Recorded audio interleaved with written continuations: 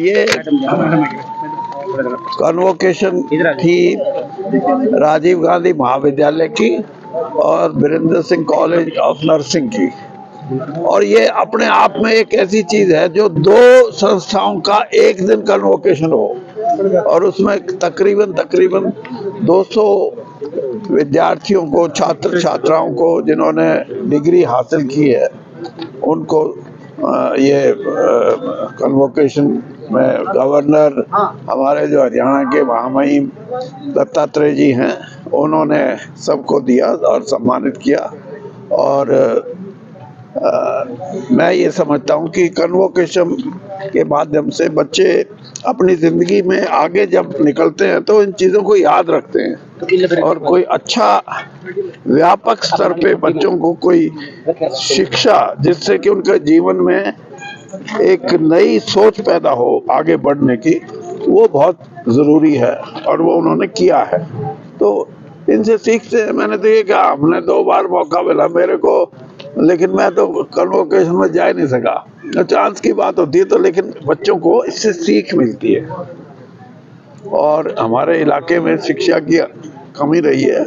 अब ये 2 विद्यालय जो हैं, कॉलेजेस जो हैं, ये कोशिश में है कि कुछ ना कुछ यहाँ शिक्षा के माध्यम से नई बात हम पैदा कर सकें।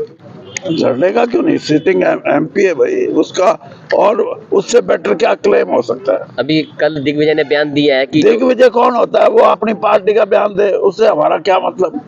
नहीं, वो कहते हैं कि अगर गठबंधन होगा तो 4 सीट उनके अंदर आएगी, और वो कहते हैं कि डमी कैंडिडेट बताया गया उन्होंने ब्रजेंद्र सिंह को, कहते हैं कि डमी कैंडिडेट है और हम कार्यशील कैंडिडेट है। उन जैसा तो कार्य करने वाला है नहीं कोई। 4 साल यहाँ उचाड़े में जितना काम उन्होंने किया है आज तक 100 साल में किसी ने नहीं किया। आप क्या कहना चाहेंगे?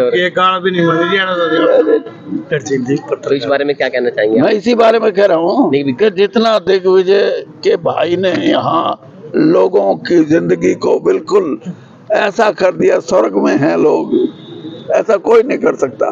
4 साल लोगों को धोखा दे के वोट लेके गए और धोखे से फिर जाके जिस पार्टी को गाली देते थे उसी पार्टी के अंदर बैठ गए बीच में जाके। कौन उन पे एतबार करेगा। मैं कहता हूँ चुनाव लड़ो, लेकिन मैं आज भी कह रहा हूँ वो यहाँ से चुनाव नहीं लड़ेंगे। लोकसभा चुनाव को कह लें,